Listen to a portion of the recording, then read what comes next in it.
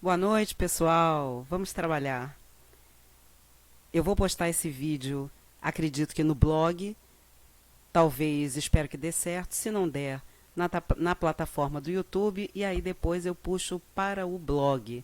Então, vamos retomar em que ponto nós estávamos no curso e vamos ver aí para quais os rumos que nós vamos agora, né? Eu tinha recomendado a vocês que acessassem o blog. O curso tem um blog. Esse blog aqui vocês acham pelo endereço profclaudiacunha.blogspot.com. A primeira postagem que eu fiz nele, embora acredito que vocês venham a navegar nele com esse vídeo, né, que eu estou fazendo agora, mas mesmo assim eu vou retomar as coisas que tem nele, já que é um blog, não é um site. As postagens vão se sucedendo, as outras vão ficando aqui, ó, para baixo da tela, né? Então, para esse semestre, até agora nós temos duas postagens. Quais são as duas? Uma primeira, que trata da ementa, programa e bibliografia do curso. Aqui está a ementa, fonética e fonologia sincrônicas do português do Brasil, conceitos básicos, vocalismo, consonantismo e prosódia, processos fonético-fonológicos, variação e mudança, e o programa do curso, que vai detalhando unidade a unidade o que vai ser feito. Estamos na primeira unidade, que é a unidade de introdução, em que são apresentados os conceitos básicos e os ramos da fonética. Então, basicamente, por hora, nós vamos falar de fonética. Então, está aqui fonética, o que é fonética, definição e aplicações, e é disso que estamos tratando e começamos desde a primeira aula. O curso teve 2 aulas presenciais até agora. Fases do processo fonatório, aparelho fonador, anatomia e fisiologia, alfabeto fonético, classificação dos sons consonantais e vocálicos e elementos da prosódia. Os itens 1.1, 1.2, 1.3 e 1.4 e 1.5 são todos referentes à fonética articulatória. O item 1.6 é referente à fonética acústica. Embora eles estejam aqui nessa ordem, eu costumo fazer uma inversão do conteúdo e primeiro trabalhar fonética acústica, que costuma ser menos trabalhada no curso de Linguística 2. Se vocês já viram alguma coisa de acústica, que bom. Se não viram, o momento será agora. E deixo para depois a fonética articulatória, que sempre é bastante trabalhada. E aí é basicamente um retomar de coisas que você já sabe. Então, o curso teve no seu início uma introdução sobre fonética e fonologia, o que cada uma dessas áreas enfoca no seu estudo, e partindo agora em seguida para um dos ramos da fonética. São 3 os ramos da fonética: fonética articulatória, fonética auditiva ou perceptiva, tanto faz, tem os 2 nomes, e fonética acústica, e nós vamos começar a abordagem dos ramos da fonética pela fonética acústica, que é o ramo da fonética responsável por tratar dos elementos da prosódia, que por sua vez é o estudo da melodia da fala. Então, aqui está o programa. Se vocês quiserem saber tudo que será tratado no curso, inclusive a bibliografia básica e a bibliografia complementar, esse é o post, tá? Já que estou falando de bibliografia, está aqui o nosso livro fundamental. São coisas que eu já comentei em sala de aula, mas por acaso, se você não esteve presente, né, lá no primeiro dia, no segundo dia em que eu fiz esses comentários, eu acho que mais no segundo dia em que eu levei os livros para mostrar, inclusive, está aqui, ó, a bibliografia básica de Nakalu e Ione Leite, Iniciação à Fonética e Fonologia, Câmara Júnior, Estrutura da Língua Portuguesa. Não vou usar para o estudo da fonêmica portuguesa, e sim o Estrutura da Língua Portuguesa. E dentro da bibliografia complementar, há alguns itens que mais lá na frente vão ser usados. Para agora, Eleonora Mota Maia, No Reino da Fala, a Linguagem e seus Sons, e eu estou disponibilizando a vocês capítulos desse livro, especialmente o capítulo que nós vamos usar, eu mostro daqui a pouco, tá? A segunda postagem que eu fiz no blog, e que é a segunda e última, por isso é a primeira que aparece aqui na página, é a das leituras das primeiras semanas. Então, nós temos aqui uma leitura complementar, não é obrigatória, é o iniciozinho do Estrutura da Língua Portuguesa, que é um capítulo que fala da variação linguística, de certa forma faz um link com o curso de variação que vocês fizeram. Então está aqui considerações gerais, esse primeiro capítulo, do livro da Diná e da Ione, cujos sobrenomes são Kalu, Diná Kalu e Ione Leite. Então tem hora que eu me refiro a elas como Diná e Ione, tem hora que eu me refiro a elas como a gente costuma se referir aos autores, pelo sobrenome Kalu e Leite, tá? Iniciação à fonética e fonologia, o iniciozinho do livro, que são as páginas iniciais que falam sobre o objeto da fonética e da fonologia. Leiam isso, porque já fiz comentários, tá? Depois posso fazer uma live para tirar dúvidas sobre isso, conforme vocês façam as leituras. Prosódia, a parte que vai tratar especificamente desse tópico em que vamos entrar agora, páginas 30 até 33, e da fonética articulatória aos estudos experimentais, um pouco dessa história, como foi a evolução do estudo da fonética, páginas 47 a 52. Especificamente para a aula de hoje, eu vou falar de coisas que estão nesse capítulo aqui do livro No Reino da Fala, que é o capítulo 4, Incursões pelo Terreno do Físico, é o título do capítulo. Daqui a pouco eu mostro para vocês. E esses dois documentos aqui, fonética acústica, conceitos básicos, e fonética acústica das vogais, para depois nós entrarmos aqui no uso do PRAT e vermos uma atividade que vai ser desenvolvida no curso, tá? Atividade prática com o PRAT.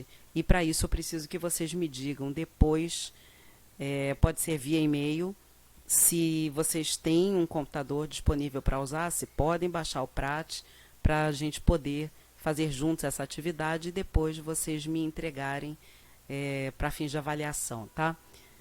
Eu já havia dito a vocês que o blog tem essa ferramenta aqui, e agora eu tenho a possibilidade de mostrar, está aqui, posts por e-mail. Vocês colocam o e-mail de vocês. Eu estou pondo o meu, profclaudiacunha@gmail.com. Submetem aqui ao programa. Não sou um robô.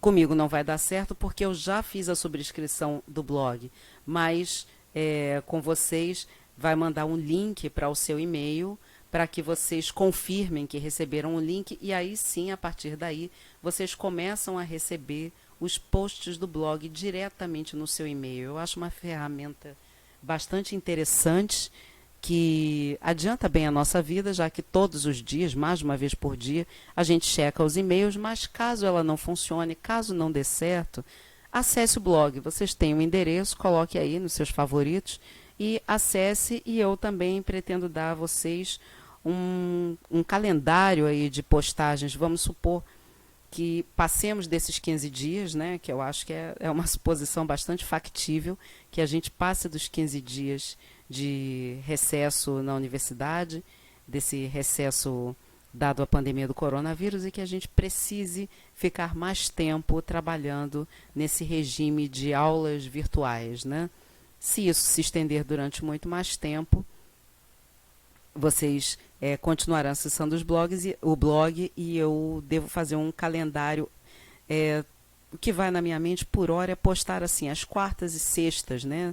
Fazer uma postagem que vocês possam acessar 2 vezes por semana, de modo que o curso não se prejudique tremendamente no seu calendário e a gente consiga colocar as atividades para diante, tá? Então,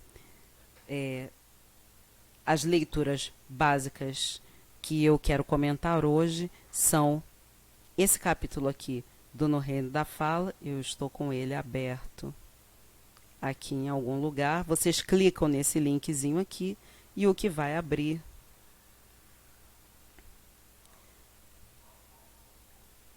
vamos lá, isso, o que vai abrir é esse arquivo aqui. Então, esse arquivo, esse PDF, está com os 4 primeiros capítulos, a leitura dos 3 primeiros, descobrindo a fala, explorando intuitivamente os sons do português, entre o físico e o psicológico, são leituras complementares. Eu acho que é interessante vocês lerem o livro desde o início e não lerem apenas o capítulo que tem a ver diretamente com a fonética acústica, que é o capítulo 4, Incursões pelo Terreno do Físico. Capítulo 4, página 32. Então vamos até ela. Página 32. Aquela cabeça já conhecida de todos, viram isso aí em Linguística 2. Essa parte especificamente vamos deixar para depois da parte de fonética acústica, né? Então, Incursões pelo Terreno do Físico, essa é a leitura base da página 33 até o final, que dará suporte. É bom que é assim, pelo menos em vídeo aqui, abrindo o capítulo eu posso comentar determinadas figuras, se achar pertinente, né? Essa será a leitura base do que eu vou comentar para vocês hoje, tá? Então está aí, esse é o capítulo do livro da Eleonora Mota Maia, intitulado No Reino da Fala. As outras leituras de hoje são fonética acústica, conceitos básicos, e fonética acústica, vogais, né? Então vejam bem, vou abrir aqui esse documento da fonética acústica, conceitos básicos, que tem coisas tiradas aí do livro da Eleonora Mota Maia, tanto que está aqui, ó, o nomezinho dela, né? Porque algumas tabelas, algumas figuras e tal, vieram lá do livro dela, tá? Algumas partes do texto, então isso aqui é um material de aula mesmo. Então, fonética acústica, conceitos básicos. Antes disso, lembrem-se, nossa, acabei de achar um erro aqui, tem vários, tá? É um material que deveria ter passado aqui por mais uma vista de olhos, assim, para eu consertar as coisas, mas, enfim, relevem esses problemas de digitação e tal, e achando mais, apontem para mim que um dia eu tomo vergonha na cara e conserto as coisas todas, tá? Mas fonética acústica, a gente tem 3 ramos da fonética: a fonética articulatória, que lida com a produção dos sons; a fonética auditiva ou perceptiva, que descreve como se dá a percepção dos sons pelo nosso aparelho auditivo; a fonética articulatória mostra como a gente produz os sons e, para isso, descreve o aparelho fonador de maneira minuciosa; e a fonética acústica mostra como são os sons na sua substância, não do aspecto da produção, nem do aspecto da recepção, mas sim do aspecto da propagação da onda sonora, quais as características que essa onda sonora tem. E é disso que nós vamos falar aqui nesse documento, tá? Então, algumas questões levantadas pela Eleonora, alguns pontos, né? Essa questão, o que é o som e como é possível ao corpo humano produzi-lo. E depois ela diz: todo som envolve um movimento gerador e um meio físico para a sua propagação. Assim, som é toda perturbação do ar capaz de estimular nosso aparelho auditivo. Então, a gente tem um meio físico. Esse meio físico, na nossa comunicação normal, a comunicação verbal, é o ar. Esse meio físico é perturbado pelo movimento gerado pelas nossas cordas vocais, e o ar que vai sendo empurrado para fora do nosso aparelho fonador, por sua vez, vai empurrando as outras moléculas de ar no meio físico, até que essas moléculas de ar cheguem nos nossos ouvidos. Então, tem uma perturbação do ar provocada pelo movimento das cordas vocais ou pregas vocais, e essa perturbação do ar vai se propagando, viajando nesse meio físico, até que ela chegue nos nossos ouvidos, tá? Essas ondas sonoras podem ser de 2 tipos: periódicas, que são ondas regulares, repetitivas, que têm sempre um mesmo formato, e essas ondas periódicas podem ser de 2 tipos: simples, como o som do diapasão, aquele instrumentinho que a gente usa para afinar instrumentos musicais, né? Ele dá para nós uma nota Lá, e a partir daquele Lá a gente afina a nota Lá do instrumento, e por meio desse Lá a gente vai afinando o instrumento como um todo, né? As outras notas, vai achando isso, por exemplo, num violão, né? A gente acha lá o Lá,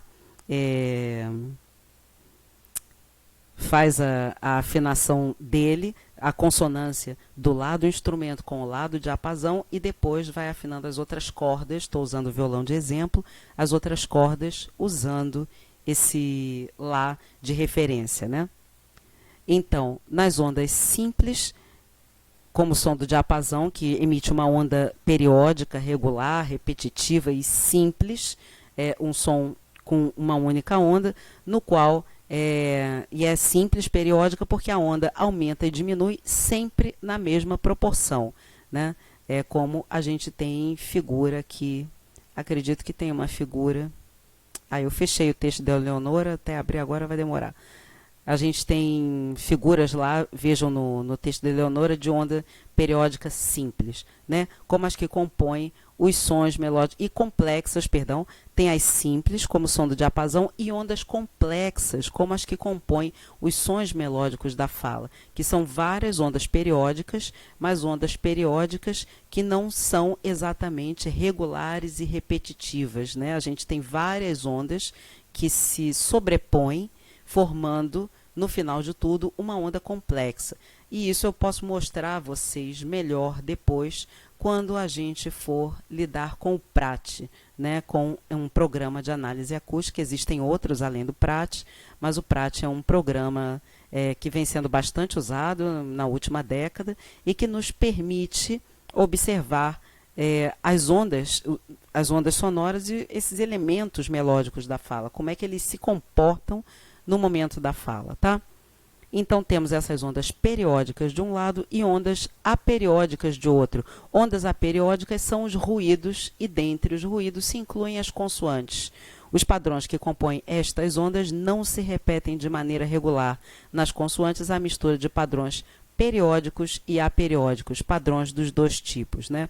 Aqui tem uma figura que eu poderia puxar do PRAT também, para mostrar a vocês, depois eu faço isso. Tem aqui a palavra molhadas, é a palavra molhadas. Aqui eu isolei o A tônico de molhadas e vou dar um corte na figura seguinte para que a gente possa ver como as ondas sonoras se propagam aí nesse A. Qual é o formato de onda desse A? Então vejam que eu consegui isolar aqui 4 seções, que seriam 4 ciclos dessa onda, em que a gente vê exatamente o mesmo desenho se formando, né? Tem 1, 2, 3, 4, 5 picos e eles têm exatamente o mesmo formato, no intervalo regular de tempo. A gente tem um determinado tempo decorrido aqui e as ondas descreveram um determinado formato. O mesmo tempo decorrido em seguida e as ondas descrevendo o mesmo formato. O mesmo tempo decorrendo também em seguida e as ondas continuam descrevendo o mesmo formato. Então, a isso nós chamamos de ondas periódicas, né? Ciclos que se repetem. E vejam que elas são complexas porque elas não têm exatamente o mesmo formato em cada... O tanto que elas sobem e que elas descem não é exatamente igual, não tem essa regularidade, como se dizia aqui em cima, né? No qual a onda aumenta e diminui sempre na mesma proporção. As proporções são variadas. A gente tem uma série de ondas, né? Essa onda aqui tem um formato que se repete, mas o formato seguinte não é igual ao primeiro. Então, a gente começa a ter um padrão complexo e não um padrão de uma onda periódica simples, mas sim de ondas periódicas complexas, tá? Então, aqui é um gráfico de forma de onda com destaque para a vogal A, mostrando essas ondas periódicas. Já a figura seguinte é um corte com o fone Z. E aí vocês veem que não tem nenhum tipo de regularidade na propagação dessas ondas. Então, nós chamamos isso aqui de uma série de ondas aperiódicas. Não tem regularidade em períodos regulares de tempo. Elas estão fora de periodicidade conforme o tempo vai avançando. E isso aqui é um ruído por conta disso, tá? Bom, elucidados aí os formatos das ondas, os tipos de onda, onda periódica simples, onda periódica complexa e ondas aperiódicas. Vamos lá ver os parâmetros acústicos e Eleonora Matamaia fala disso nesse intervalo de páginas aqui, entre as páginas 39 e 46, tá? Primeiro parâmetro acústico é a intensidade.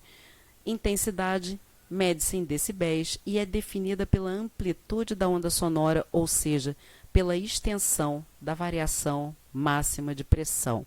Quanto maior a amplitude, mais uma vez faltando aqui um izinho, ó, quanto maior a amplitude, mais a partícula de ar se desloca e maior se torna o som, mais intenso com maior volume. A amplitude define o som como alto ou baixo.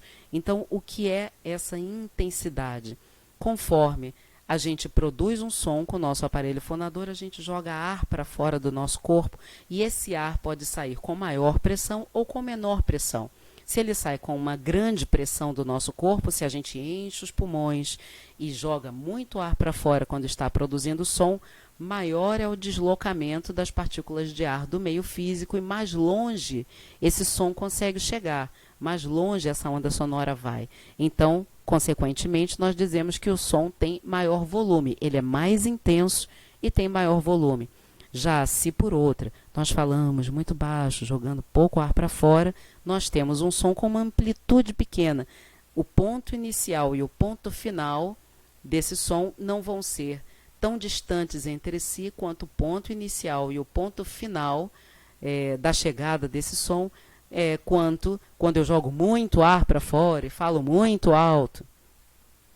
Então, um vai ser definido como com volume menor e o outro com volume maior, porque um foi mais intenso e o outro menos intenso. Tá? Então, a intensidade mede-se em decibéis, é até interessante, vocês podem pegar aí o telefone de vocês, buscar os aplicativos, né? Busque os aplicativos e há aplicativos para medir a intensidade. Então, vocês podem ver no ambiente em que estiverem quantos decibéis estão... em quantos decibéis está o som ambiente, ou alguém falando, ou uma música tocando, o que vocês quiserem medir. Né? São aplicativos simples, vocês fazem uma busca rápida aí no seu aparelho e vocês vão encontrar. Tá? Então, esse quadro aqui, tirado lá do livro da Eleonora, dá para nós uma ideia do som em decibéis das coisas do nosso cotidiano. Né? Então, escala em decibéis que o ouvido humano pode perceber. 0 decibéis, limiar da audição, 10 decibéis, barulho das folhas no vento, 20 decibéis, tic-tac do relógio, 30 decibéis, uma conversação cochichada, 40 decibéis, uma área residencial calma, 60 decibéis, um carro a 10 metros, começando a ficar um pouco perigoso, 75 decibéis, campainha de um telefone, aqui cabe um comentário, lembrem que isso aqui já está um pouco anacrônico, né? Campainha de um telefone, que telefone? Né, de que tipo de aparelho que estamos falando. Acredito que ela estivesse se referindo aqui a telefones fixos, em que também nós não costumávamos mexer. Os aparelhos eram bastante padronizados entre si e nós não costumávamos mexer muito no volume desses aparelhos. Né? Então, conforme se mexa na chave de volume, no botão de volume, é claro que esses 75 decibéis vão variar. Né? Se a gente vai lá na chavinha e abaixa o volume dessa campainha do telefone, a gente vai diminuir bem esses decibéis. Se a gente aumentar, aí eu não sei se é o máximo, né, da campainha de um telefone, de um aparelho convencional e de não sei quantos anos atrás. Né? Então, deixa eu ver por curiosidade aqui. O livrinho da Eleonora é de 1986. Então, realmente, veja que nós estamos falando aí, 86, de uma época em que, inclusive, os aparelhos telefônicos eram fornecidos pela própria operadora. Né? Então, havia, de fato, uma uniformização grande dos aparelhos que se tinha em casa, né? Diferente do que temos hoje, que não dá mais para comparar com isso aqui.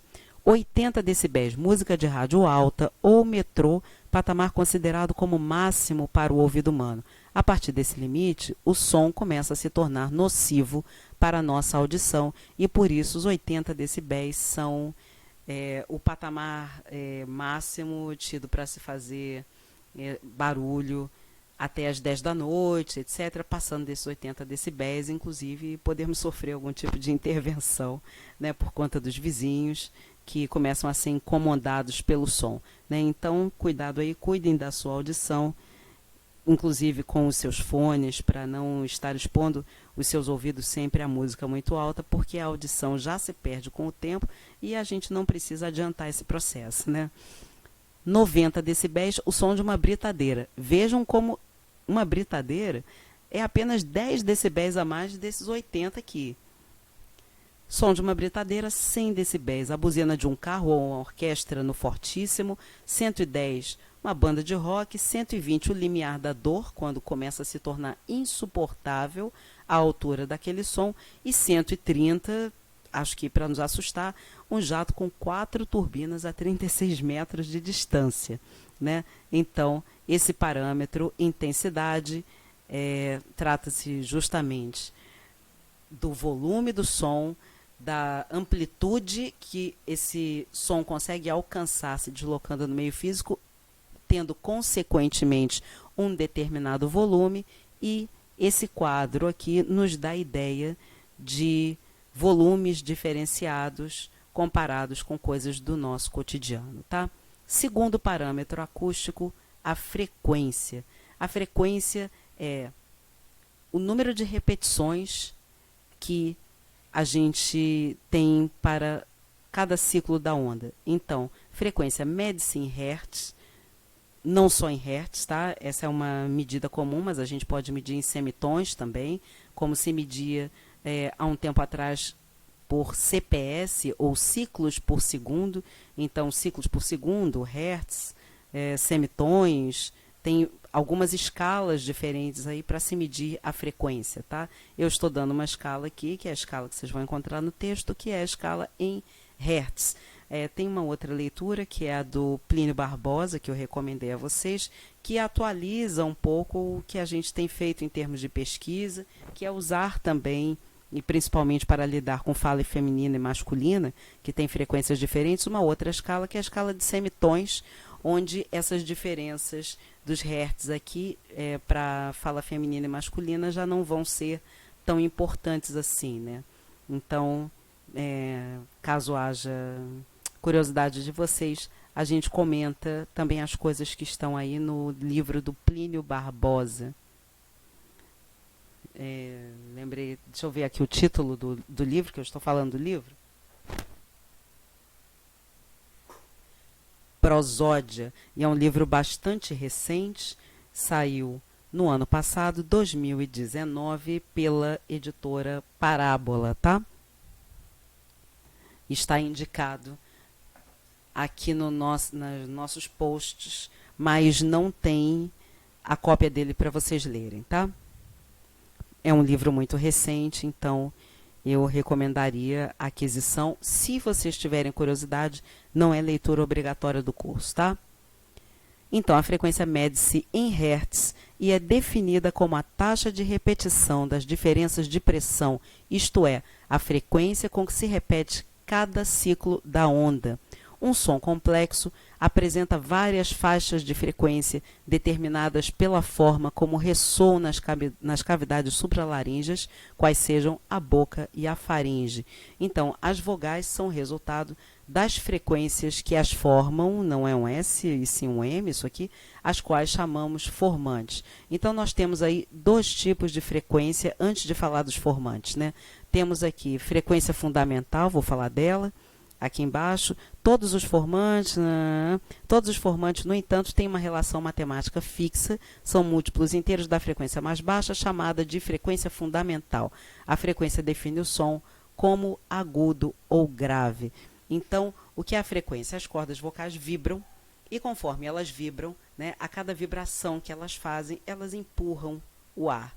E a cada vibração elas estão num determinado formato, fazendo com que esse ar também adquira um determinado formato, né? Então, se as cordas vocais vibram muito rápido, a gente tem uma taxa de repetição dessas diferenças de pressão, da pressão do ar, que é muito alta.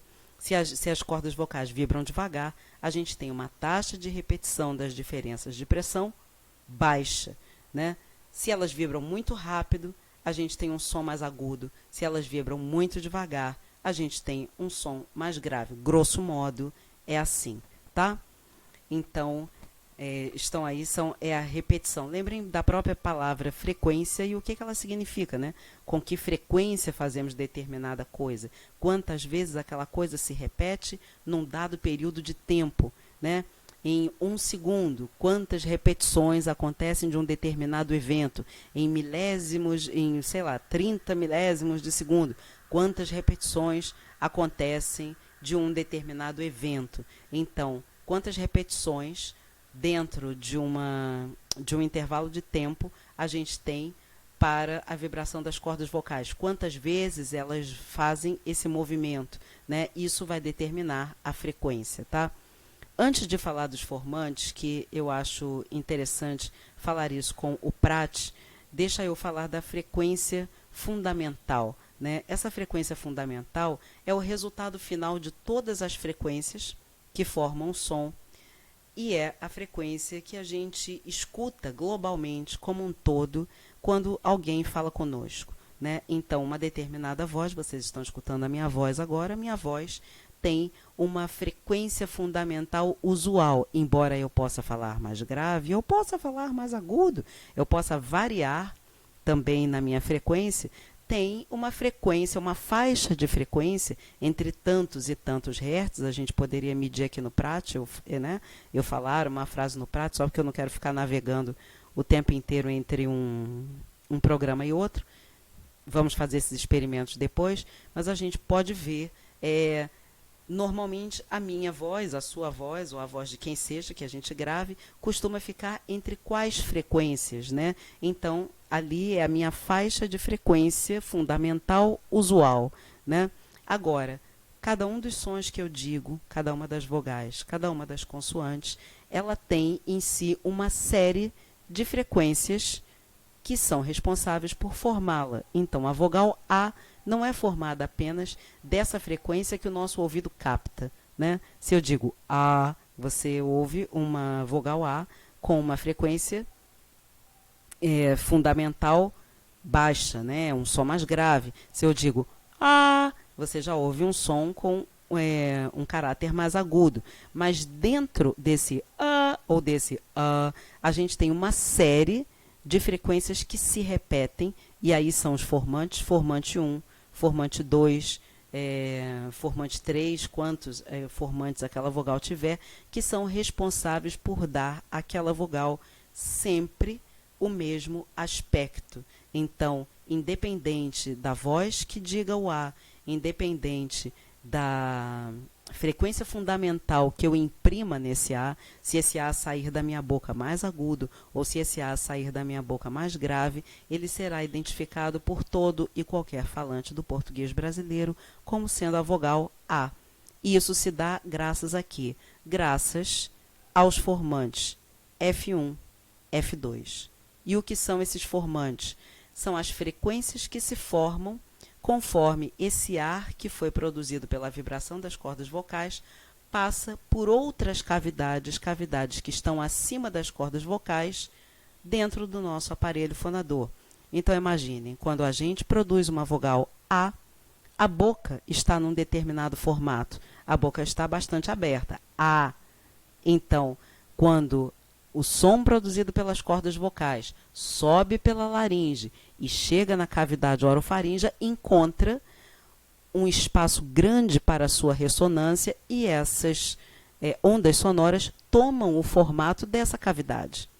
Então, todo A vai ter os formatos de uma cavidade bastante aberta. Por outro lado, uma vogal como I terá sempre o formato de uma cavidade mais fechada, de uma cavidade pequena, seja a voz que produza esse I, seja o corpo, o aparelho fonador que produza esse I. Então, é isso que faz com que, independentemente das diferenças fonéticas entre as vogais, a gente sempre, entre os falantes, né, me corrigindo, as diferenças fonéticas entre um falante e outro, ou mesmo nas produções do mesmo falante, a gente consiga sempre discernir que é da mesma vogal que se trata, né? Um falante jovem, um falante homem, uma falante velha, uma falante mulher, um falante velho homem, um falante baixo, um falante gordo, um falante magro, corpos diferentes, gêneros diferentes, idades diferentes, mas sendo todos falantes nativos de português,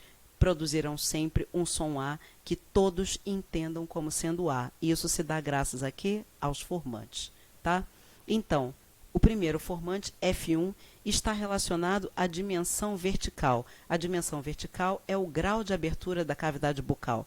Se a cavidade bucal está mais aberta, se a cavidade bucal está mais fechada. O segundo formante, F2, está relacionado à dimensão horizontal, o grau de posteriorização da língua. Esses formantes, vou aproveitar para mostrar a vocês aqui, os resultados da pesquisa de Orsini.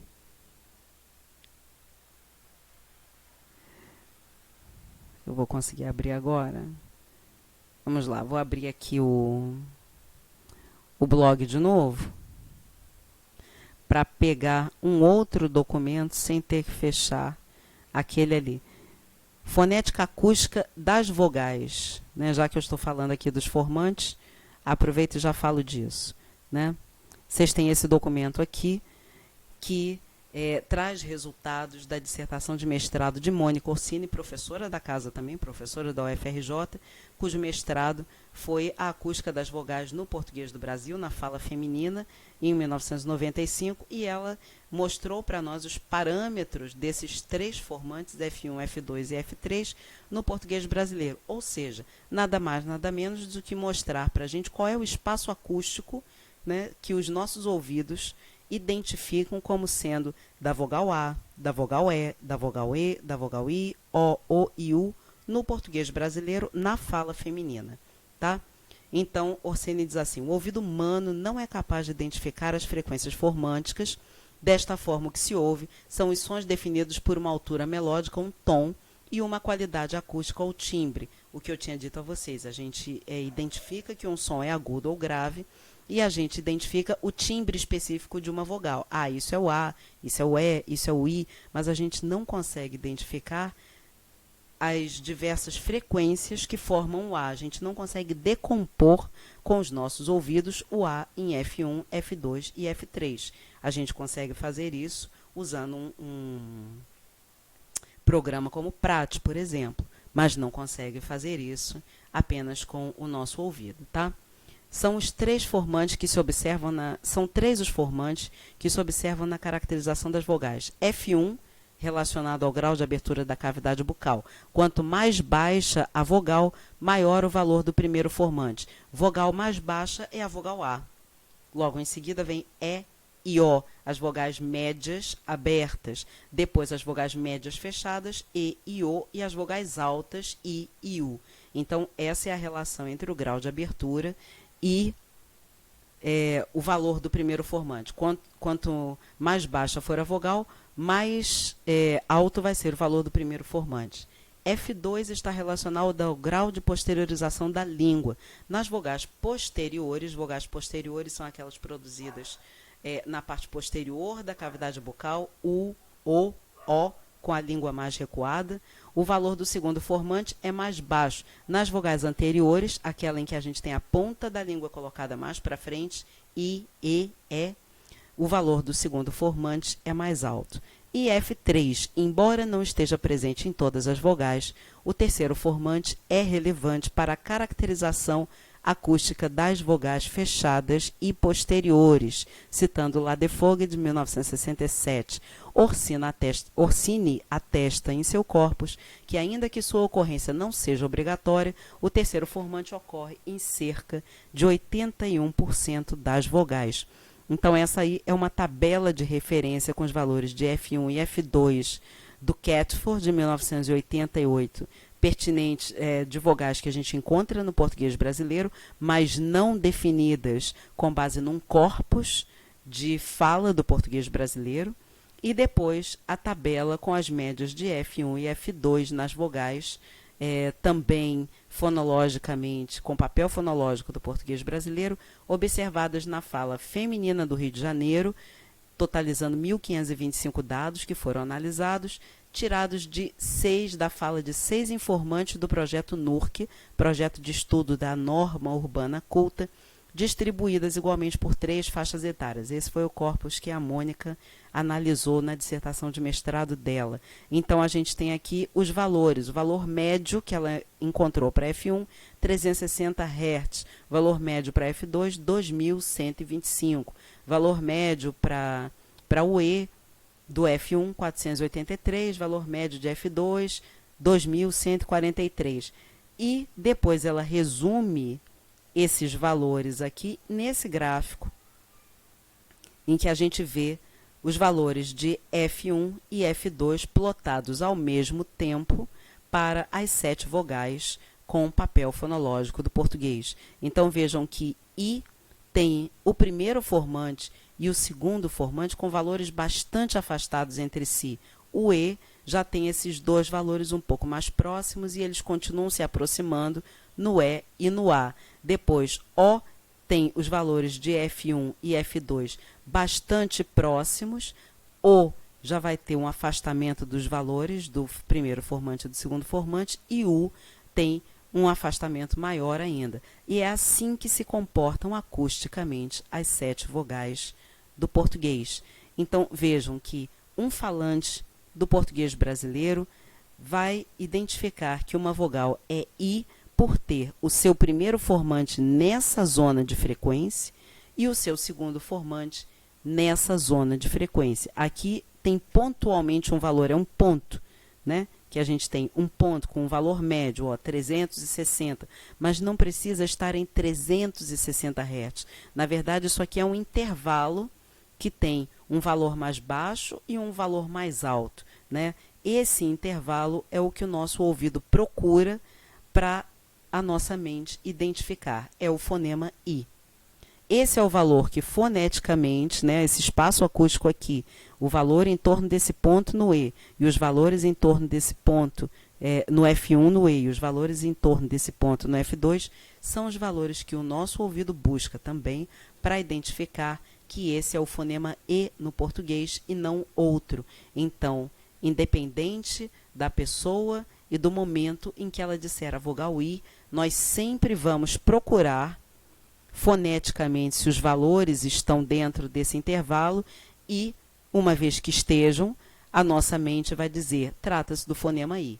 É a operação que a gente faz o tempo inteiro para decodificar dentro da segunda articulação da linguagem aquilo que é dito pelo nosso interlocutor e transformar esses sons em significação, juntar essas unidades que nada significam em uma unidade significativa, tá? Em unidades que são signos linguísticos, juntar I com P, com A, com B, seja na ordem que seja, enfim, de modo a formar um vocábulo e aí nós extrairmos dele uma significação.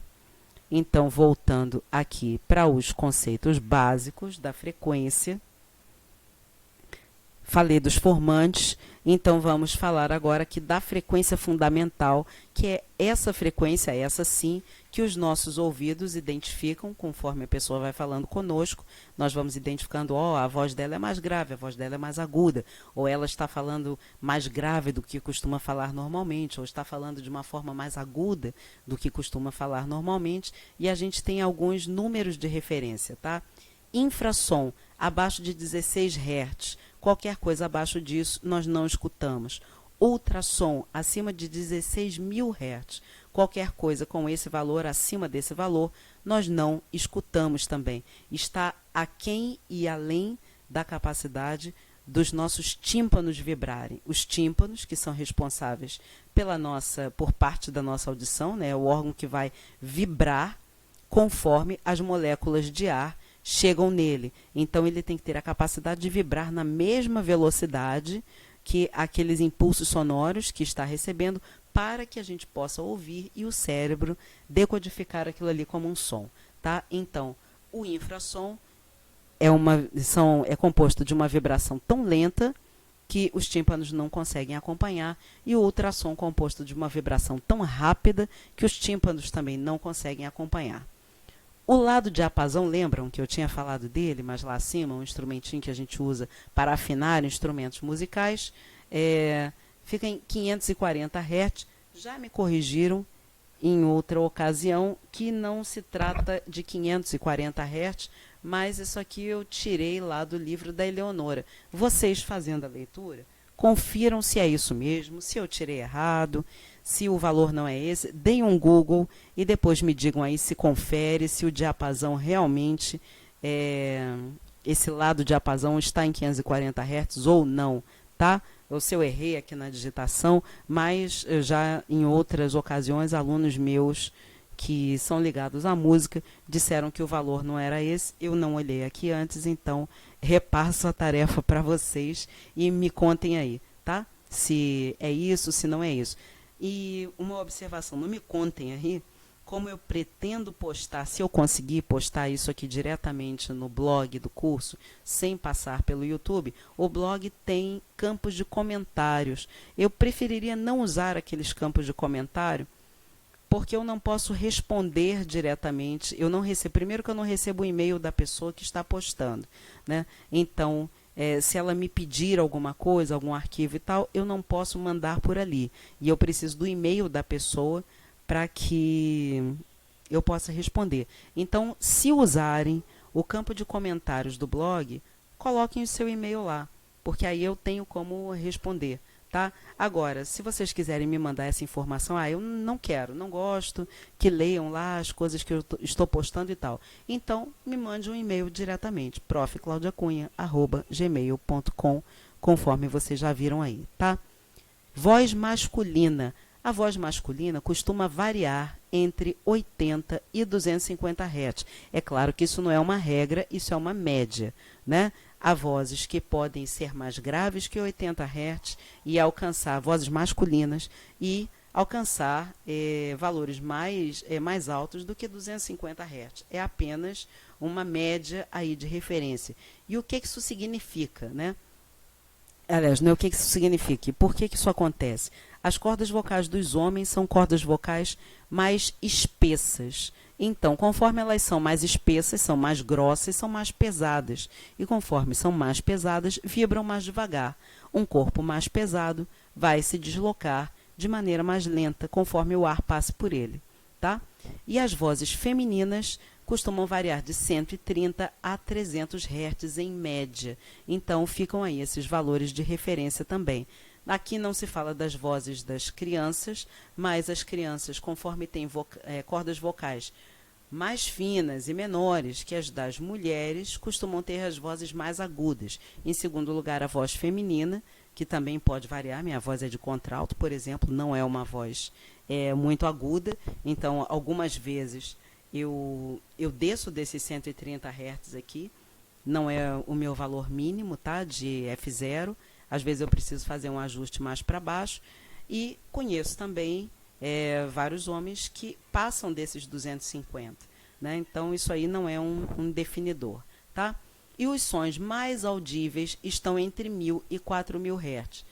Cuidado aí com esses valores, com essa escala de valores, porque às vezes fica estranho, né? Vocês veem aqui, 80 a 250, 130 a 300, mas o mais audível é de 1.000 a 4.000, quer dizer, isso aqui não está dentro dessa escala. Lembrem que aqui nós estamos falando de formantes também. Então, são duas escalas paralelas. A escala da F0, da frequência fundamental, e a escala do primeiro formante, a escala do segundo formante, a escala do terceiro formante, e aí vai. A gente tem várias zonas de frequência que se sobrepõem na fala, mas o que chega aos nossos ouvidos e é audível em termos das vozes humanas, costumam estar dentro desses valores aqui, tá? 80 a 300 Hz, a 500, digamos assim, 500 Hz, tá? Que a gente identifica e analisa no PRAT em termos de F0, né?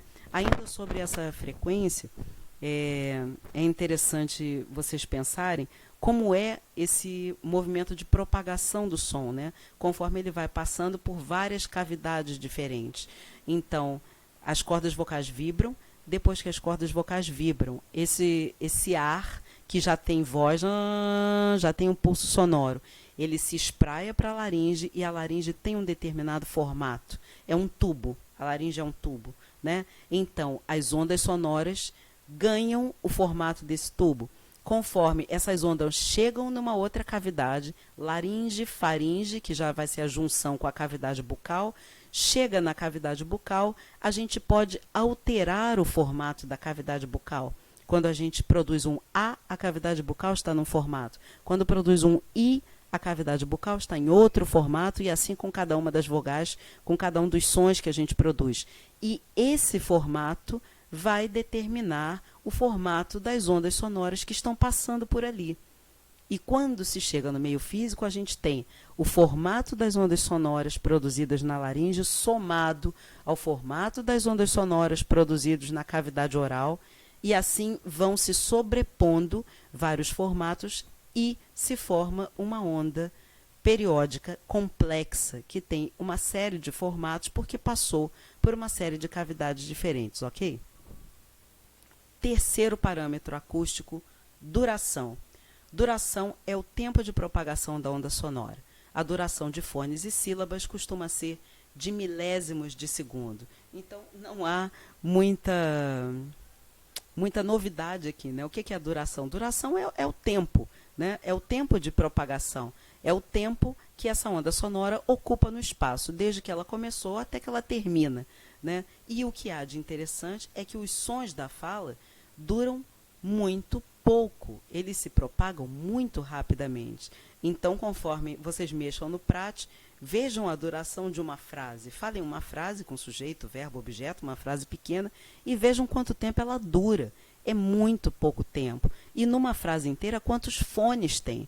Quantos sons foram produzidos ali? E cada um desses fones, no Prat a gente consegue isolar, cada um deles dura milésimos de segundo, tá? Então, a duração mede-se assim mesmo. Segundos e, especialmente para fones e sílabas, milissegundos, tá? É a unidade que normalmente nós usamos. Então, tenho mais algumas figuras aqui. Gráfico da frequência fundamental, gráfico da intensidade, figuras de época em que eu não tinha como estar mostrando Prat toda hora para vocês. E imaginem, hoje eu estou gravando um vídeo já com a tela do computador para vocês, né? É bom que eu fico escondidinha aqui atrás e não preciso nem tirar o pijama, embora eu não esteja de pijama, mas posso dar aula aqui sentadinha, mas perco tremendamente a convivência com vocês, que eu acho que é extremamente importante, né? O nosso olho no olho, as perguntas, as experiências que cada um traz, mas eu espero que em breve possamos retomar isso, né? E a gente esteja junto e eu possa fazer bastante brincadeiras aí enquanto estivermos presencialmente juntos. Então, esse gráfico da intensidade, que não faz muito sentido estar aqui sozinho, e o outro da frequência fundamental, vão merecer comentários mais detalhados conforme a gente abra o Prat, e quando eu terminar esse documento aqui, dou uma passadinha rápida lá no Prat, para vocês verem já como funciona e dizer as tarefas que eu gostaria que vocês cumprissem para o nosso próximo encontro virtual, né? Nossa quarentena produtiva, digamos assim. Parâmetros acústicos ou prosódicos, correlatos físicos e funções. Nesse quadro aqui, eu reúno para vocês, foneticamente, como são os parâmetros acústicos, como é que a gente percebe, como eles são na realidade, como a gente percebe com os nossos ouvidos os parâmetros e qual a função que esses parâmetros têm dentro do sistema fonológico. Lembrem que quem vai estudar essa função fonológica é a fonologia. Quem vai descrever como é que as coisas são de fato, no nível concreto, é a fonética. E esse quadro reúne as duas coisas, né? Reúne o aspecto fonético desses parâmetros e a função fonológica que esses parâmetros têm, tá? Então, duração, unidade de medida, milissegundos, e ela se define como a extensão de tempo envolvida na articulação de um som ou sílaba. No nível perceptivo, o que, que a gente percebe em termos de duração? A gente percebe se o som é mais ou menos longo, ou a longura, entre aspas, já que não é uma palavra correntemente usada, né, mas a longura do som, o quão longo ele é. E o papel fonológico da duração? Tem papel fonológico no português? Não tem papel? Tem em línguas que a gente conheça? Bom, vocês estudam latim e lembram-se que latim tem vogal breve e vogal longa, né? Então, a duração define a quantidade da vogal. E aproveitem e comentem aí também para mim outras línguas que vocês conhecem que tem diferença de duração entre as vogais, e essa duração é importante. Se a duração mudar, a duração é a mesma vogal, vejam bem, um A breve e um A longo, ou um E breve e um E longo. A mesma vogal ladeada das mesmas consoantes, no mesmo contexto, se ela for mais breve ou for mais longa, qual o significado que a palavra tem, se muda o significado, se não muda, né? Então, latim é uma língua que a gente pode tomar como referência para isso, tem a quantidade vocálica como um aspecto contrastivo. Então, em latim, nós temos palavras com A breve e com A longo, cujo significado é distinto, né? E essa quantidade deixou de ser importante distintivamente no português, embora as nossas vogais tônicas sejam sempre mais longas do que as vogais átonas. Mas a distinção ficou entre tônica e átona, e não entre A longo e A breve. Não temos em português, por exemplo, uma palavra como mala e maala, né? Se a vogal é mais longa, tem um significado, ou se a vogal é mais breve, a palavra tem outro significado. Vejam, estou aqui jogando duas palavras aleatoriamente de exemplo. Aproveitem e comentem também para mim exemplos tirados do próprio latim, que está mais fresco na cabeça de vocês do que na minha, tá?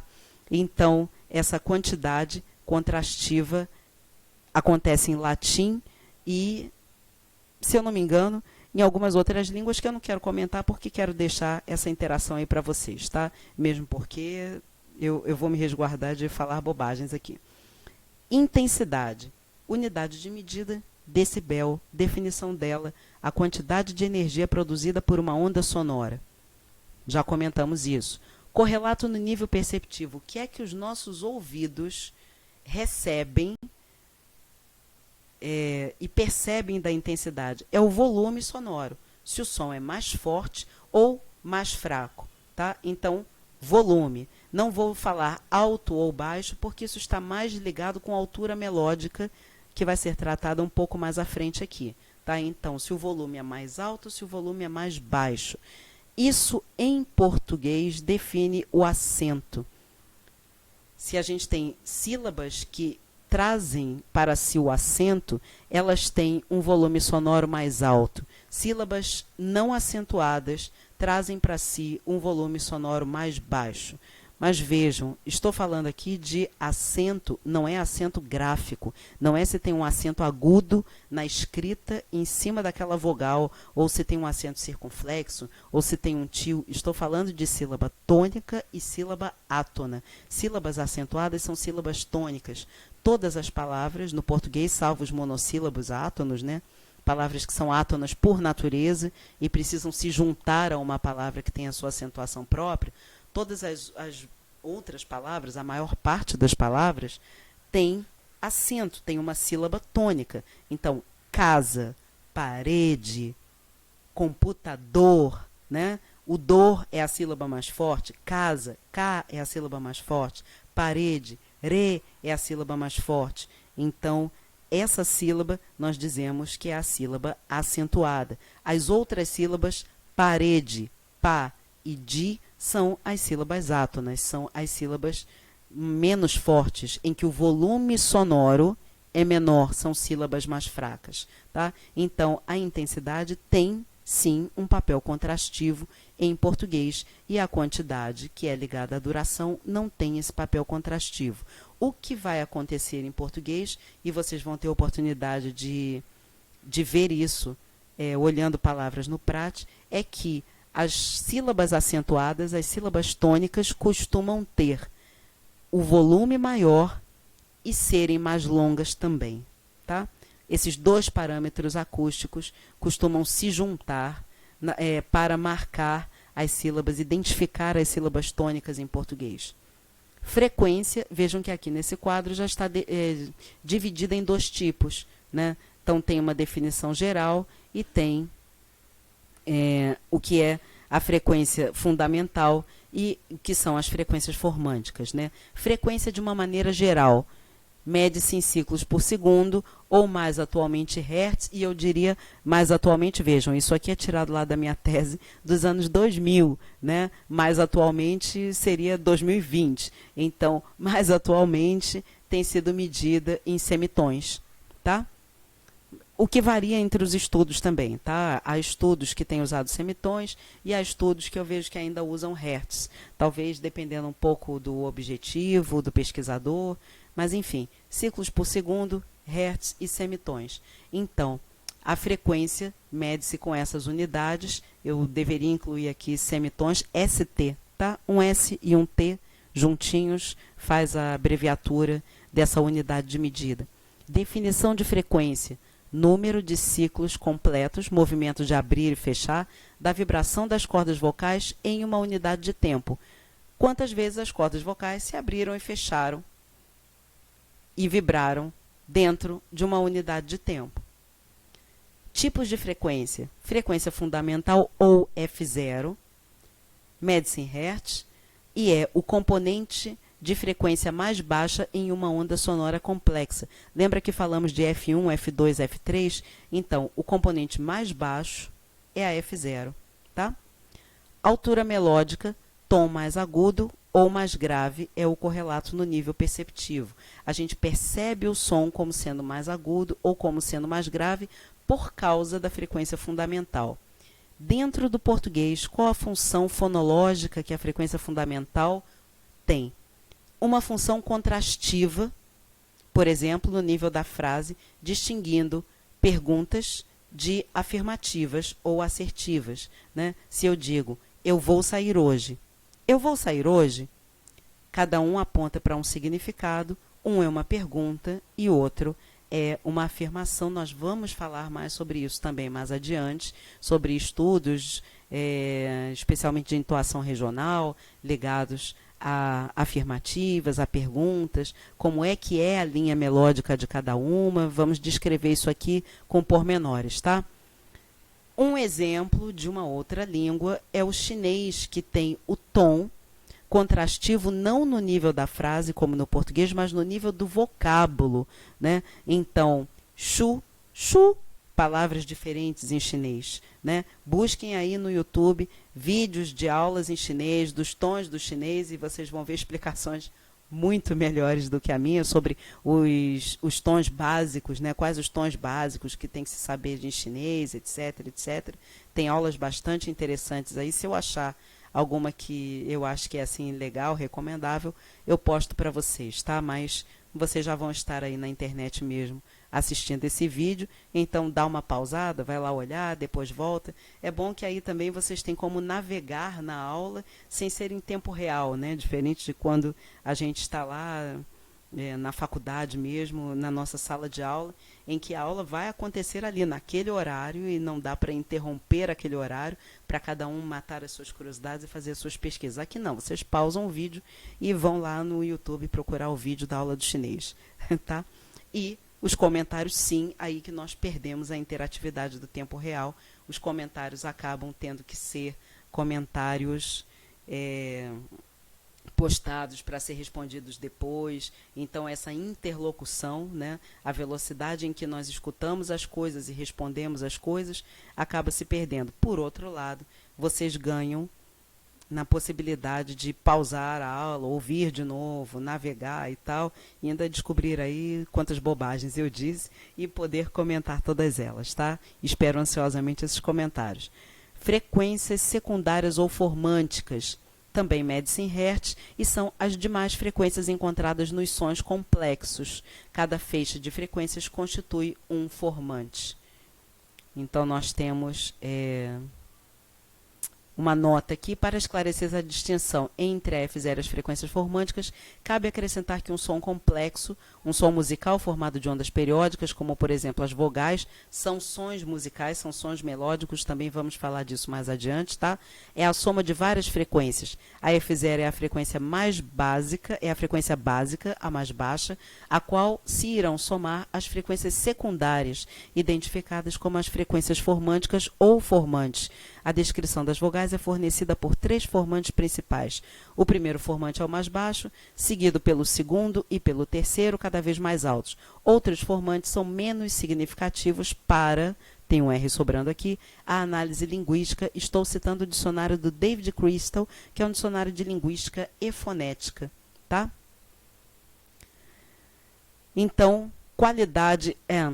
As frequências formânticas determinam o timbre das vogais. É aquela combinação, essa combinação aqui de F1 do I com F2 do I que determina o timbre do I. O timbre é essa frequência que está diretamente, essa característica que está impressa na vogal I, que faz com que a gente reconheça sempre esse som melódico como sendo I, e não como sendo E, como sendo E, como sendo A, como sendo qualquer outro som da fala no português, né? Então, o timbre vocálico é determinado pelas frequências formânticas e isso é o que dá o contraste, por exemplo, entre todas as vogais, claro, mas entre as vogais E e E, especialmente, que são duas vogais muito próximas no português, de articulação muito parecida, mas as pequenas diferenças articulatórias que tem entre elas, né, o grau de abertura da boca, posição da língua, etc., determinam timbres diferentes. E aí a gente tem o E como uma vogal média fechada e o E como uma vogal média aberta, assim como o par O e O. O O como uma vogal média fechada e o O como uma vogal média aberta. Essas duas aqui, vogais anteriores, produzidas na parte da frente da boca, e O e O como vogais posteriores, produzidas mais numa parte mais posterior da boca, com a ponta da língua recuada. Tá? Vamos ver se tem mais alguma coisa nesse documentinho aqui. Um espectrograma, que seria para mostrar que as frequências formânticas não é a melhor visão delas. A melhor visão vocês vão ter com o PRAT. Gráfico de amplitude ou forma de onda, também não farei comentários disso aqui. E gráfico de frequência fundamental, também não farei comentários dessa figura aqui, porque nós poderemos lançar mão desse programinha aqui, que é o PRAT. E no PRAT a gente vai poder ver como é que esses parâmetros acústicos se comportam se ele abrir, né?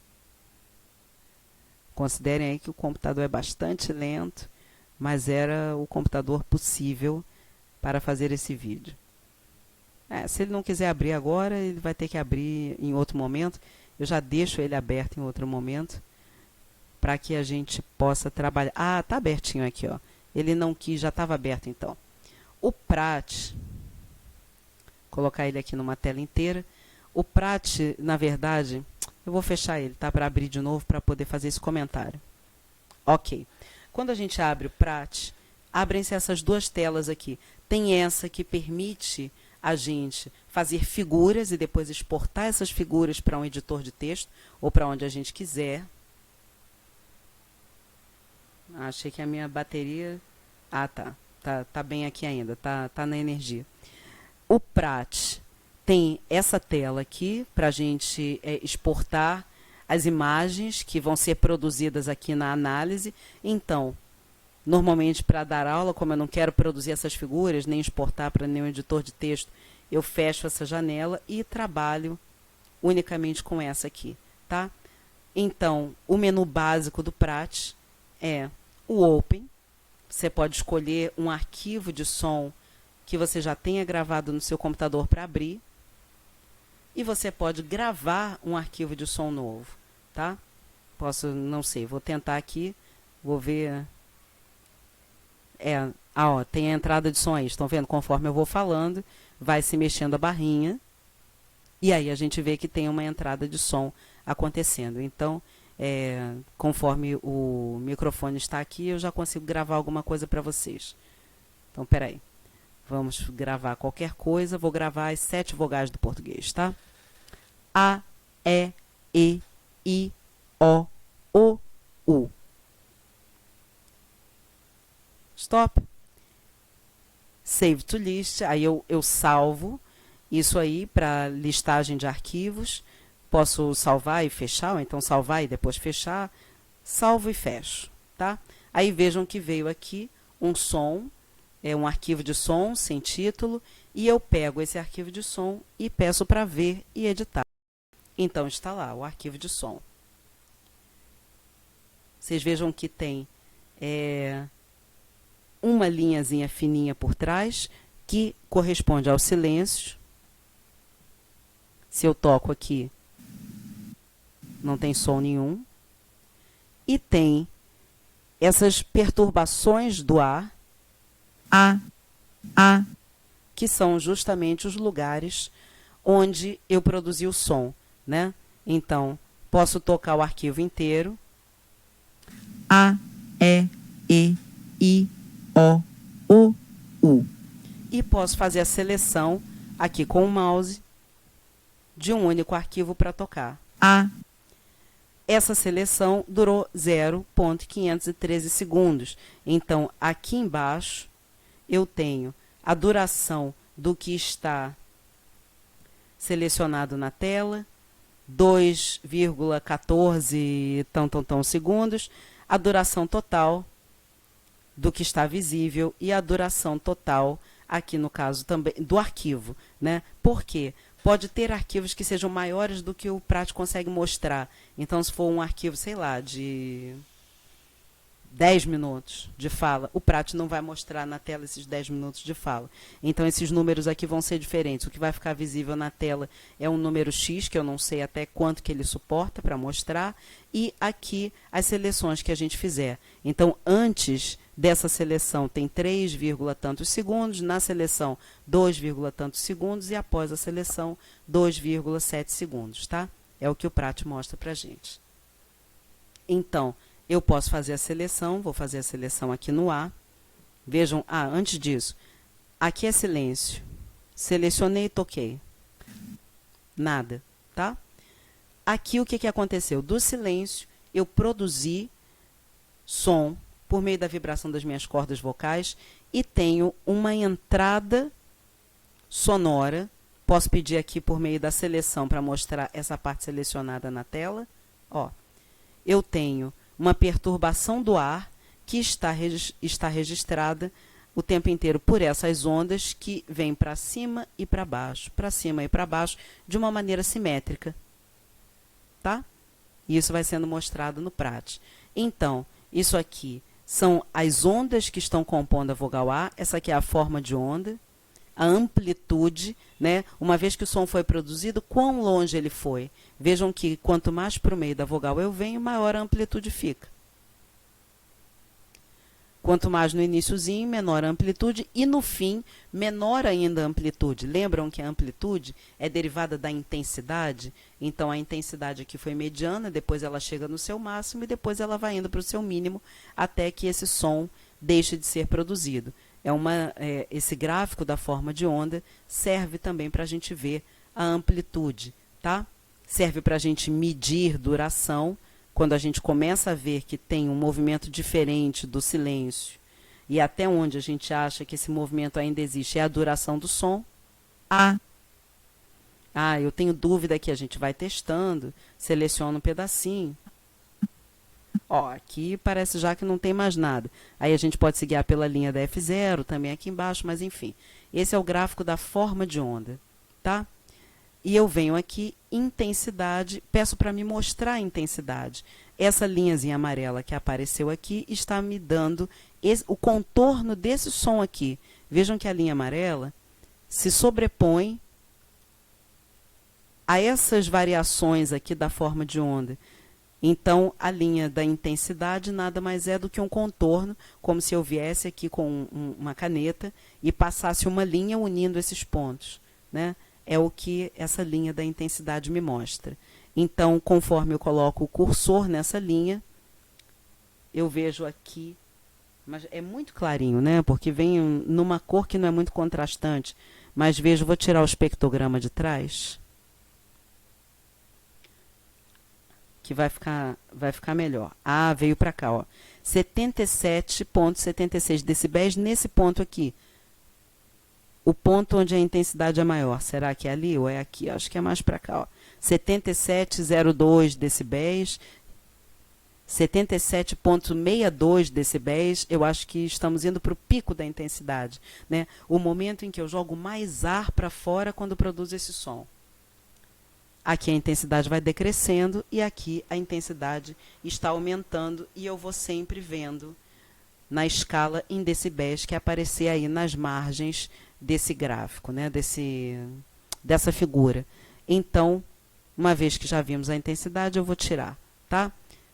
Temos essa linha azul aqui. Essa linha azul é a linha da frequência fundamental, a linha que vai explicitar quantos hertz nós temos em cada ponto daquele som que foi emitido, né? Então, vejam, eu coloco assim, um ajuste que é necessário fazer, nesse caso aqui não foi preciso, mas para minha voz, por exemplo, uma voz feminina, eu teria que vir aqui primeiro, pitch é a frequência, tá? Pitch settings, aí eu faço o ajuste nas configurações e chuto. Bom, uma voz feminina, vou tentar aqui. Vai de 130 a 300 Hz. E eu preciso ajustar o programa para isso. Vou voltar na visão total da para ver, ó, aí ficou muito embaixo aqui, estão vendo? 130 Hz. O ideal é que tudo fique compreendido aqui no meio da tela, um pouquinho mais acima, que eu só tenha espaços em branco aqui embaixo e só tenha espaços em branco aqui em cima, de modo que eu tenha certeza que o programa está me mostrando todos os sons agudos e todos os sons graves sem estar perdendo nenhum. Ou seja, para minha voz, do jeito que eu falei, vamos ouvir de novo? A, E, I, O, U. 130 Hz foi pouco para esse U aqui. Eu preciso baixar as configurações da frequência. Então, vamos voltar. E toda vez que vocês abrirem o Prat, ele vai estar com a última configuração feita. Então, sempre tomem cuidado, tá? Para fazer esse ajuste. Vou baixar para 100 Hz. 100 Hz, o mínimo, e 300, deixa lá os 300. E vou aplicar, ó. Acho que melhorou um pouquinho. Para ter certeza da curvinha desse U, eu ainda baixaria um pouquinho mais. Vou baixar uns 80 para 80. Ok. Estou satisfeita, já tem um espaço considerável aqui embaixo.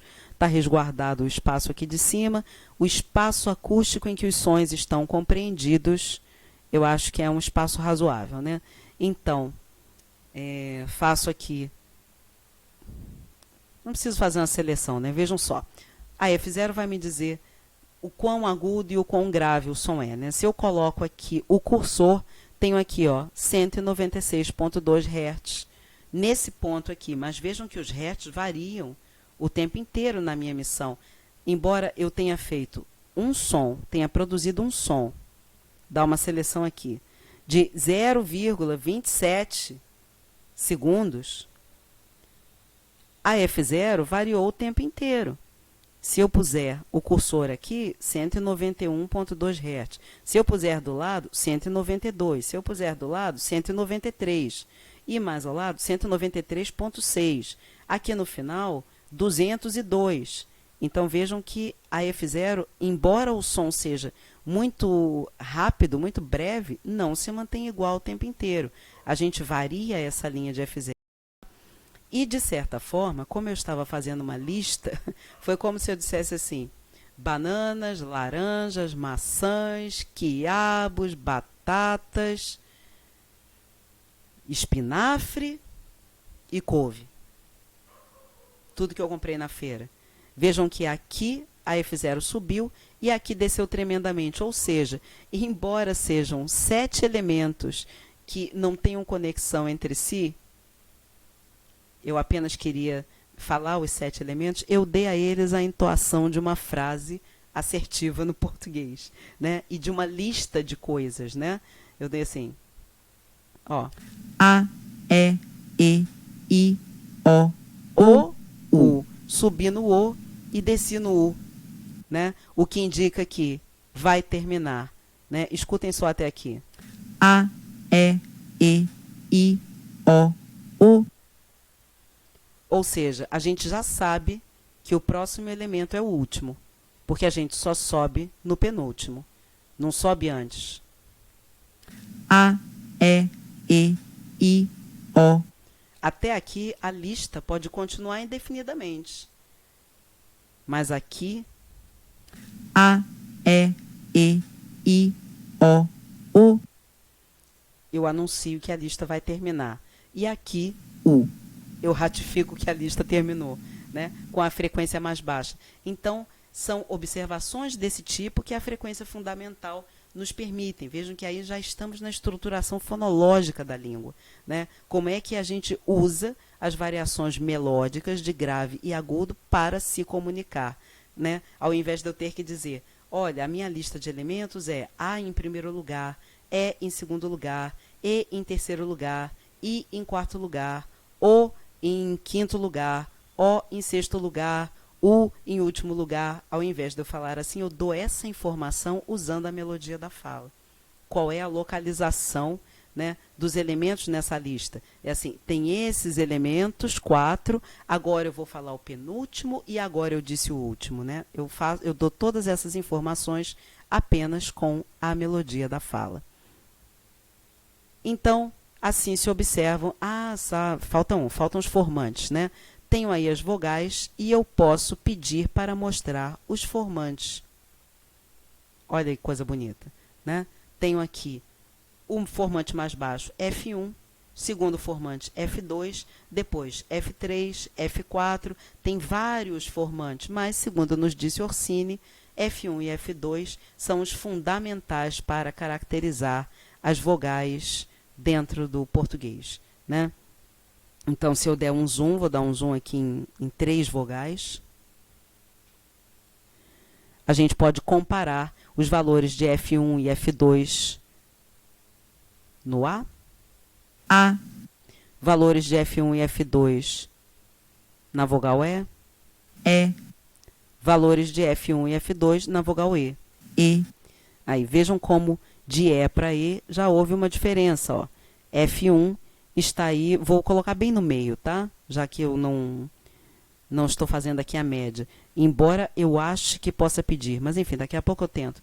562.7 aqui no meio do primeiro formante e 2446 mais ou menos no meio do segundo formante. E quando eu venho para E, no meio do primeiro formante 431.3 e no meio do segundo formante, 2.643 Hz. Então, vejam que o segundo formante já teve um valor mais alto no E, né? E teve um valor mais baixo no E. E o Prat tem algumas ferramentas, como, pedir aqui, formantes, me dê a lista, vamos lá, a lista do F1.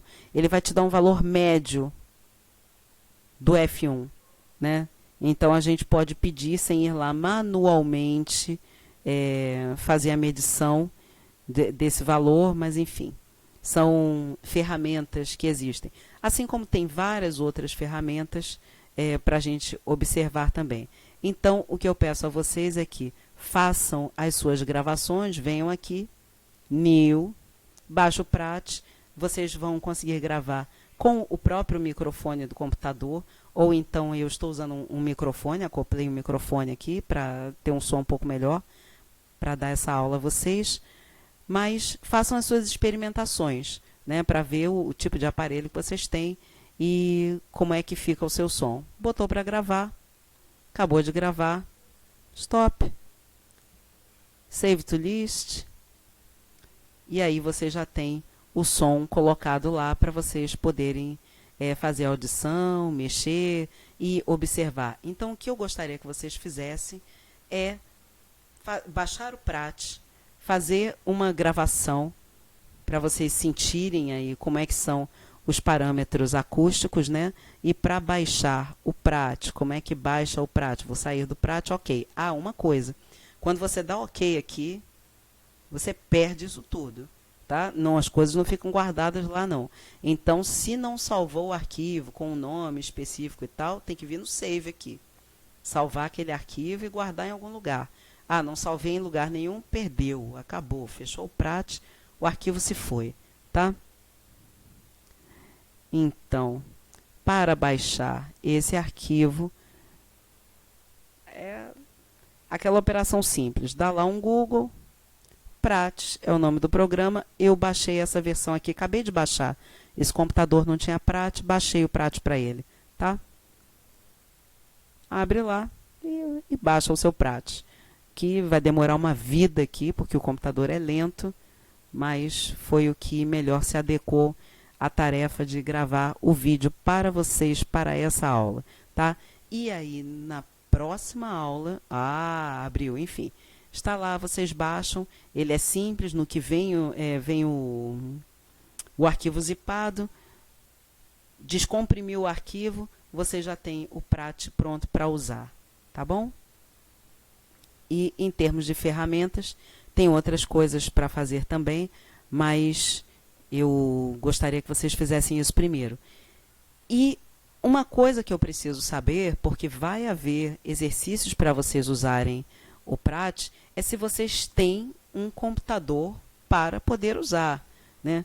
Preciso saber se... Eu estou olhando aqui, mostrando coisas aleatórias, tá? Na tela. Já que eu optei por continuar de pijama, não ter que sequer arrumar o cabelo para poder aqui dar as minhas aulas e mostrar o mais importante, que é o conteúdo, né? Então, caso alguém não tenha um computador disponível em casa para baixar o Prat e fazer os exercícios, entre em contato comigo para a gente pensar em alternativas que por hora eu não sei quais são, tá bom? Foi muita falação, minha gente, mas essa é a aula que eu costumo dar realmente na faculdade, com todo esse conteúdo e terminar nesse ponto mesmo. Então, acho que foi bastante produtivo, espero que vocês tenham gostado e a gente se encontra de novo. Grande prazer revê-los e até a próxima aula.